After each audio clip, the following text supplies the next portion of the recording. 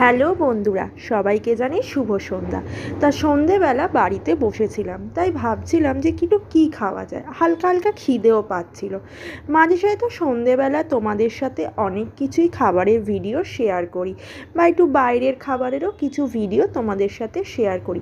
সব সময় তো বাইরের খাবার খাওয়া ভালো না, মাঝে সাঝে একটুখানি ঘরের হেলদি খাবার খাওয়াও খুবই উচিত। তাই দেখে নিতেই পারছো যে আমি প্রেশার কুকারে বসিয়ে নিলাম আলু চচ্চড়ি।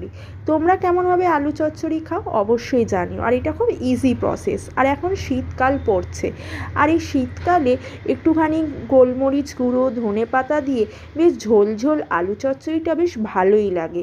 তা ভাবছো কি এটা রাত্রিবেলার জন্য হচ্ছে? না, এটা খাওয়া হয়েছিল সন্ধেবেলা। তাই সন্ধেবেলার কী আর খাবো, বাড়িতে রয়েছি, আবার সেই ওই মোমো, চাউমিন, ম্যাগি খাবার থেকে চলো বাড়িতে বানিয়ে নিলাম ঝোল ঝোল আলুর তরকারি আর মুড়িটা। তোমাদের কেমন লাগলো অবশ্যই জানিও।